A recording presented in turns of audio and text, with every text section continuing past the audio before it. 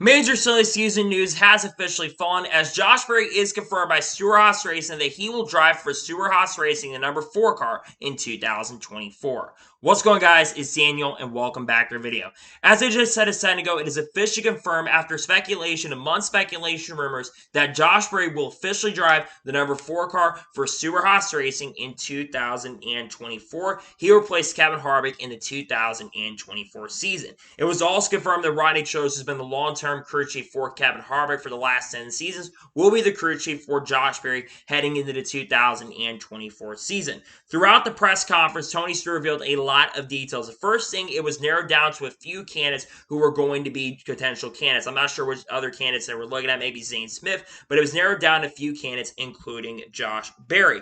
But Tony Stewart basically said he's not a fan also of the easy take, kind of confirmed that he's not a fan of drivers who basically come in sponsorship money, kind of calling out Cole Custer, Riley Hurts. But one thing that's a little interesting is Stewart-Haas was not at that press conference, which means Tony Stewart made the decision. Very similar decision was made with Ryan Preece. Tony Stewart made this decision. Tony Stewart also says that they're still open on sponsorship, but they've had conversations. We'll get into that here in just a little bit. But Tony Stewart basically also kind of confirmed there have been a lot of talks how long this decision had been made, considering the rumors only started back in May. Well, Tony Stewart said this decision was made in the early portion of the season, but they delayed the announcement due to the decision because they wanted to be fair to Hendrick Motorsports. Obviously, Josh Berry at the time had been the fill-in driver for Hendrick Motorsports and filled in for Chase Elliott when he had that snowboarding injury, and also filled in for Alex when he had his back injury after that sprint car accident up, I think, in Kansas. Then, basically, they kind of courted him as well. They did not make a decision going to 4. They courted Josh Berry, and also is confirmed by Jeff Gluck that KHI Management played a major role, and also KHI Management is picked up Josh Berry as well. He joins drivers like Ricky Stenhouse Jr., Ryan Preece, and Harrison Burton,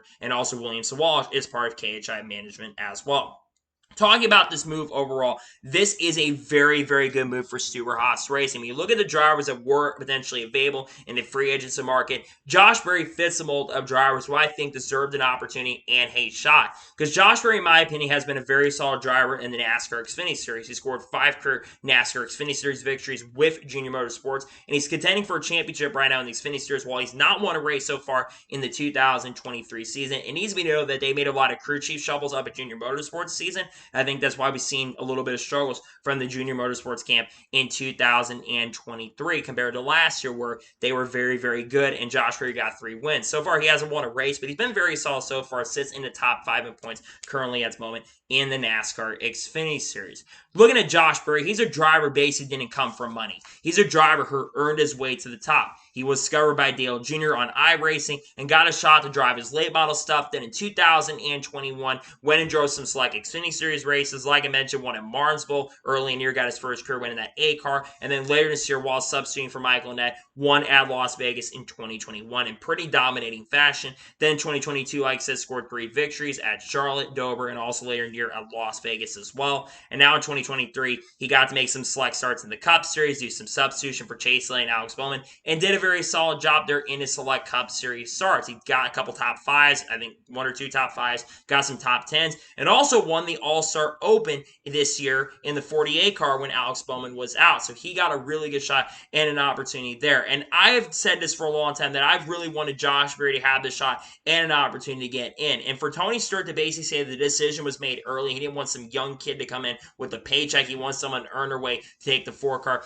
is great because while a lot of people don't think Josh Berry has been around for a very, very long time. Josh Berry is a veteran driver. Josh Berry is, 32 or 33 years old, so he's going to bring that veteran presence as well, and he's going to be working with Rodney Childers. Now, it's no secret that Stewart-Haas Racing is definitely on the downtrail, so I'm not expecting Stewart-Haas Racing and Josh Berry to do what Kevin Harvick's done, because we look at what Kevin Harvick has done, especially in the 2023 season. He's been extremely impressive. Currently sits 5th in the points, only 23 points below the points lead. And with how bad SHR has been this season, where you have Ryan Preece sitting 25th in the points right now, Eric Almirola, I think, 27th or 28th, and then, of course, you do have Chase Briscoe's 31st or 32nd, but if you didn't have a 120-point penalty, he'd be about 19th or 20th in the points right now, but still, it's not been a great year outside of Kevin Harvick. And Kevin Harvick's shown some flashes of brilliance at times this year, where he almost won at Phoenix, could have won the Darlington race, and was up front in that race and had a shot of going to Victory Lane, and multiple other races as well.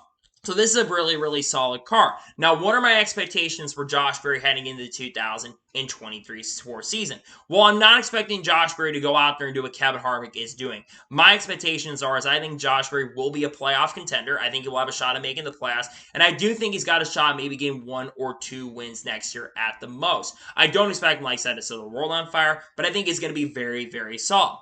Now the question stands on what's also going to be the sponsorship funding situation. Well, I think that some of the sponsors that do work with Stewart-Haas Racing, especially him being a KHI management driver now, Hunt Brothers Pizza is probably going to sponsor him at times this year. I think Morton Billings is also a KHI sponsorship as well. Maybe Haas will be willing to step in, but it's likely that Busch Beer is likely going to be leaving at the end of the year, go to Trackhouse Racing, as I talked about in a video earlier today. It's expected that they are going to be picked up by Trackhouse Racing, and they'll pick up that sponsorship in 2024, and they'll sponsor Ross Chastain.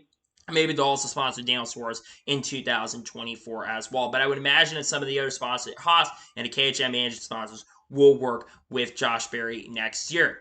The next question we need to talk about is the 8 car going next year, because with Josh Berry going Cup racing in the number 4 car next year, then now the question stands of who is going to get that number 8 car in 2024. Well, I think there's a certain amount of candidates who could have an opportunity to drive the 8. The first one being Carson Osavar. Carson Osavar has driven the 77 car for Spire Motorsports, which has a partnership with Junior Motorsports in the NASCAR Xfinity Series. And Junior has praised Carson Osavar at times. He praised him at Gateway in his debut before the brake rotor situation happened, where the brake rotors failed and Carson finished last. Carson was in the top 15 and top 20 in the 7 car and was doing a very good job there. And he's also done a really good job in his Select Xfinity Series starts, already scoring 2 top 10s in those select starts. He drove over the 77 car. Again, he's going to be back in the 77 this weekend in Nashville.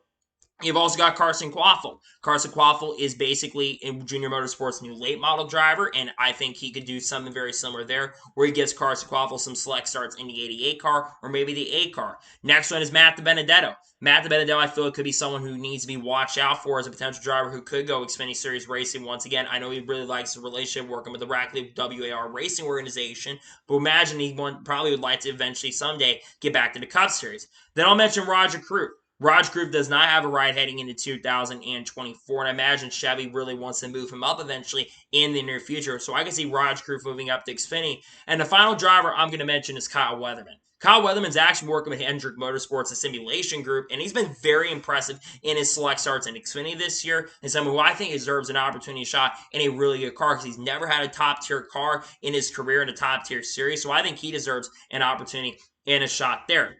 But going over to Stewart-Haas Racing, there's a lot of things that are going to have to change for this team to be really, really good. And they're beginning the rebuild phase currently at the ball right now. There's a lot of changes that do have to be made, and I do believe that SHR is going to be set long-term because Ryan Preece, I don't see him going anywhere anytime soon. I expect him to be in the 41 car on a long-term basis. Chase Briscoe, he's set up for a long-term. He's got a long-term contract with the number 14 team, and Tony really likes Chase Briscoe and also likes Ryan Preece as well. So those drivers are set. The big question is going to revolve also around that 10 car right now because there's a lot of talk about the uncertainty of the 10 car heading into 2024, and there's a lot of questions on who's going to get the 10. Obviously, the 2 front runners right now are Zane Smith and Michael McDowell, but do they want to leave Front Row Motorsports? That's a big question right now, is do they want to leave Front Row? I'm not sure if they do want to leave Front Row because Front Row, I feel like right now at the moment, is better than Stewart-Haas Racing, but we'll have to wait and see who decides to go there. If you want my prediction, I think they're going to go with a more of a veteran driver, that being Michael McDowell. Zane Smith, if you're in Front Row's position, you got to try to keep Zane Smith around,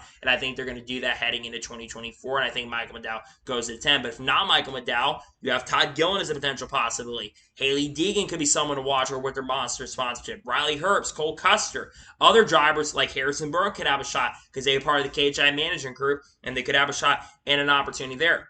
But something interesting, was Gene Haas was not at that press conference, and Tony Stewart's made some decisions recently with that. So could Gene Haas be leaving? Who knows at this particular point what's going to happen. But going back and talk about Josh Berry, this is a really, really great opportunity for Josh Berry. And I think he's someone who earned his way. He didn't come in with sponsorship money. He didn't come with daddy's money like Tony Stewart mentioned. He doesn't come with daddy's money. He comes with someone who absolutely earned the right. Kevin Harvick is also really high on Josh Berry. They were talking about Josh Berry back in 2022, maybe when Kevin retired at the end of 2023, of being the driver. and they got the driver they wanted, and I'm so stoked for Josh Berry. And like I said, for a long time, I've been wanting Josh Berry to have a shot and an opportunity to get into a Cup Series ride, and he's going to have that opportunity and shot, and I'm so stoked, and I'm looking forward to it heading into 2023. I think he gets a win or two, and I'm so stoked and really excited about the fact that Josh Berry finally gets to go Cup racing in 2023. Looking forward to it, really excited about it, and I'm looking forward to the future for Stewart-Haas Racing and Josh Berry. So, that is going to be for today's special NASCAR news breaking news video. I want to thank you guys for watching. Please like, subscribe to the channel, notifications on so when a video does go live on my channel. Follow me on Twitter, Facebook, and Instagram, and support me on Patreon as well. Links description below that, and comment below your thoughts below on today's video. How do you think Josh Berry is going to perform in 2024? Let me know your thoughts in the comments below.